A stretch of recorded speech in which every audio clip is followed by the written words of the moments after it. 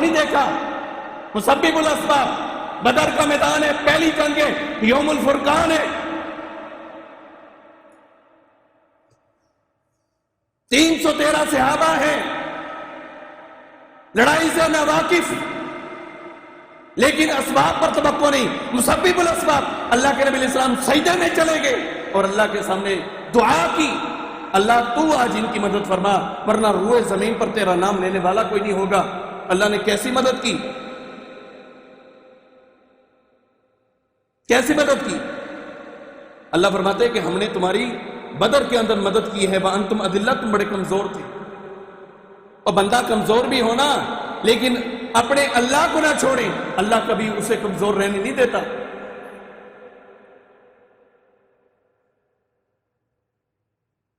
استعانت جو ہے، استعانہ مدد کا جو طلب کر رہے ہیں، اس کا تعلق بھی اللہ کے ساتھ ہے۔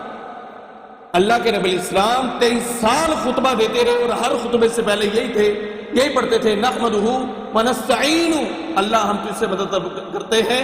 اور آپ اور میں 5 نمازیں اگر پڑھتے ہیں تو 5 نمازوں کی ہر رکعت کے اندر ایک مرتبہ ہم ضرور کہتے ہیں ایاک نعبد و ایاک نستعین۔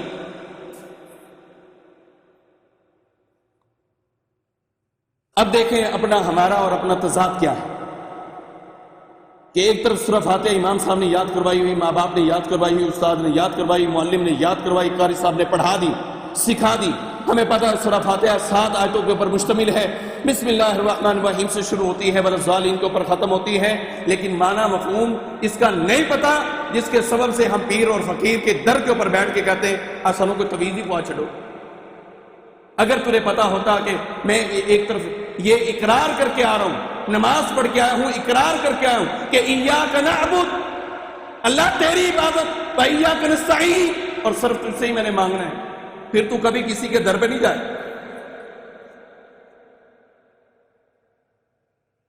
یار ایک طرف ہم اقرار کر رہے ہیں اور دوسری طرف ہم انکار کر رہے ہیں۔ ایک طرف اللہ کو کہہ رہے ہیں کہ اللہ تجھ سے مدد مانگیں گے، صرف تجھ سے ہی مانگیں گے،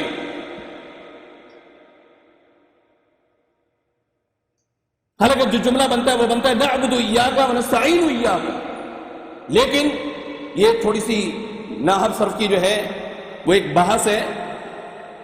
ایاک نعبد تخصیص ہے، خاصیت کو بیان کی، یعنی میں اپنے جسم کے ایک ایک روم سے، ایک ایک رونگٹے سے اس بات کا اقرار کر رہا ہوں کہ اللہ تیری عبادت کروں گا، تجھ سے مانگوں گا۔ ایک طرف ہم یہ کر رہے ہیں اور دوسری طرف ہم پتھروں اور شجروں سے جناب وہ ڈرتے ہیں۔ ایک طرف ہم اللہ کو کہہ رہے ہیں تجھ سے مدد مانگیں گے، اور ایک طرف ہم نے اسباب کو اختیار کیا ہوا ہے۔ ایک طرف ہم کہتے ہیں کہ اللہ تجھ سے مانگیں گے، اور دوسری طرف ہم امریکہ کو سپر پاور قرار دیتے ہیں۔ کیسے بھائی؟ وہ کہاں ہے کہ سپر پاور ہوئی بھائی؟ کوئی سپر پاور نہیں ہے دنیا میں سوائے اللہ کی ذات کے، اور اسی سے تو اور میں نماز میں مانگ رہے ایاک نعبد و ایاک نستعین۔ گلے میں یا بازو میں تمیز باندھنے والے کو کہنا لا چھڑ، وہ اندر ہی پھر نیندر نہیں ہوگی، کاکا تن چتران دی کمی ہے، پھر صحیح نیندر آئے گی۔ وہ میں نے نہیں اتارنا، میں نے جب سے باندھا ہوا ہے، میں بڑا پرسکون ہوں۔ بھائی کتنا کو پرسکون ہے؟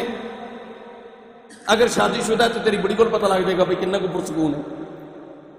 تمہارا ہے تو ماں باپ سے پتہ چل جائے گا کہ تو بدتمیز بڑا وہ بہترین قسم کا ہے، پرسکون تو نہ ہوا۔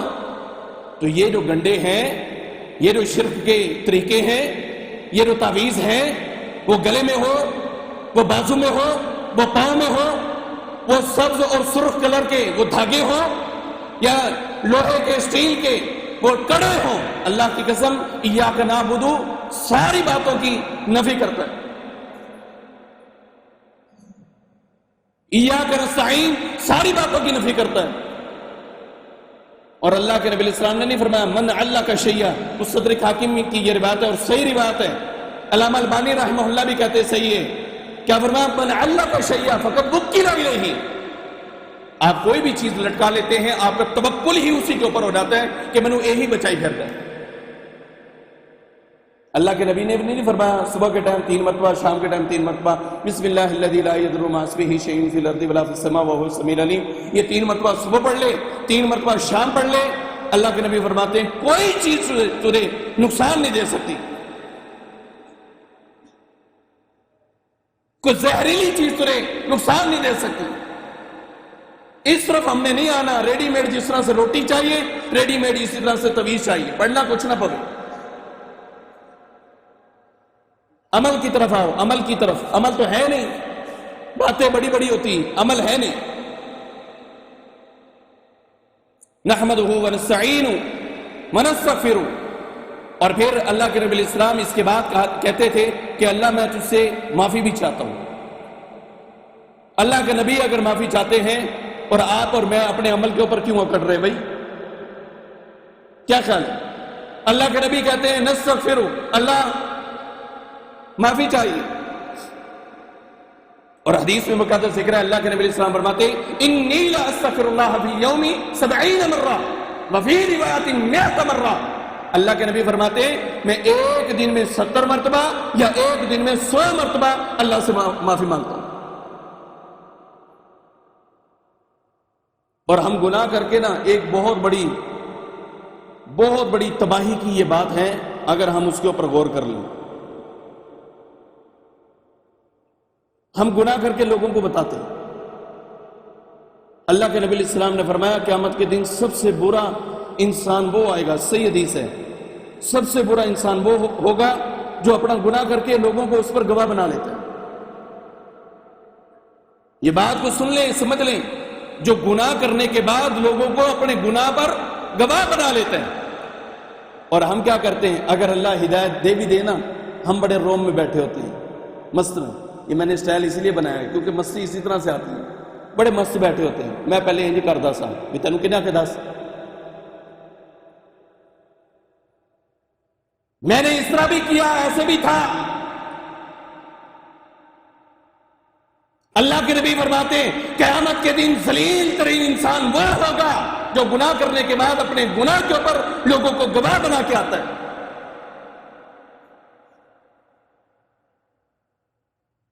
عمر رضی اللہ تعالیٰ عنہ خطبہ دے رہے اور خطبہ دیتے ہوئے رو پڑے، اپنے آپ کو جو ہے وہ ذہن میں ایک بات آ گئی کہ تم کل کیا تھا،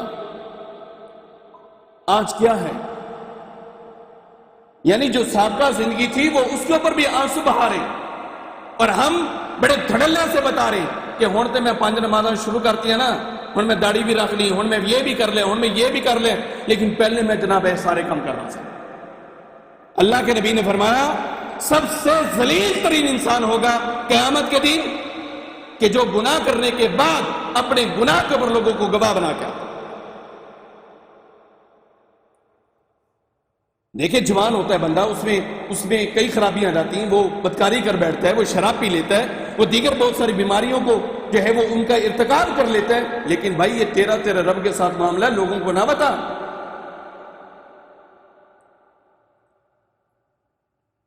لوگوں کو کیوں بتاتا ہے؟ تیرا مالک جب تجھے چھپا رہا ہے کہ میرا بندہ چھپ جائے تو پھر خود اپنے آپ کو ظاہر کر رہا ہے۔ اللہ کہتا ہے میں اپنے بندوں کے اوپر ظلم نہیں کرتا، ما انا بظلام للعبید، میں اپنے بندوں کے اوپر ظلم نہیں کرتا۔ لیکن دوسری جگہ پہ فرمایا ولکن کانوا انفسهم یظلمون، ایک خود بندے دے پتر نہیں ہے، یہ خود اپنی جانوں پر ظلم کرتے ہیں، اپنی جانوں پر زیادتی کرتے ہیں۔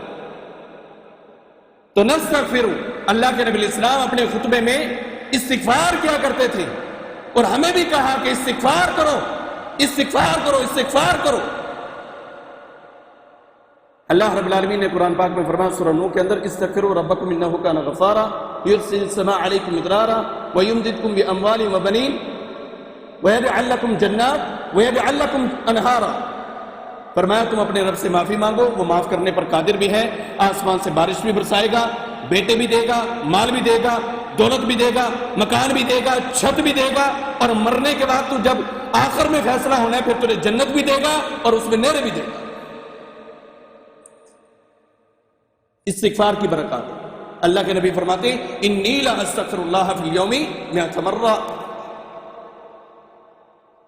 اپنے دل میں صرف جھانکے، اپنے دل میں کہ کون فجر کی نماز جماعت کے ساتھ آگے پڑھتا ہے اور پڑھنے کے بعد استغفر اللہ و اتوب الیہ 100 مرتبہ جو اللہ کے نبی نے صبح کے اذکار میں کہا ہے وہ پڑھتا ہے؟ کون ہے؟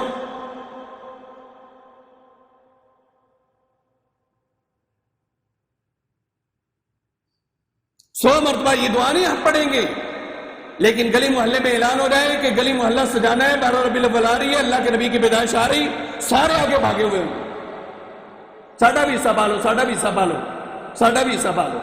اور بھائی عمل کی طرف آؤ، مجھے بتلاؤ کون ایسا مسلمان ہے، کون ایسا مسلمان ہے جس کو اللہ کے نبی کے آنے کی خوشی نہیں ہوئی؟ ہم تو گمراہ تھے، آپ گمراہ تھے، ہمارے آباء و اجداد گمراہ تھے، ان کے آباء و اجداد گمراہ تھے، اللہ کے نبی کے آنے سے پہلے سارے گمراہ تھے۔ اگر اللہ کے نبی نہ آتے تو پھر ہو سکتا ہے قیامت تک ہم سارے گمراہ ہوتے۔ لیکن اللہ کا کتنا بڑا احسان ہے کہ ہمیں سمجھانے کے لیے کہ یہ بندے کے پتر بننے کے بعد جنت کے وارث بن جائیں، اللہ کے نبی کو بھیجا۔ کیا خیال ہے؟ کیا خوشی نہیں کہ اللہ کے نبی علیہ السلام ہمارے اندر آئے اور ہمیں اللہ کے نبی کی وجہ سے کہا گیا امت وسطا، ہم امت وسط ہیں، ہم سے پہلے آنے والی امتیں وہ ہم سے بہتر نہیں ہیں۔ ہمیں تو خوشی ہے اس بات کی۔ وہاں نہیں اینو خوشی نہیں، انہیں چراغا نہیں کیتا، اندے گھر دے بتی نہیں بال دی، اینو خوشی نہیں ہے۔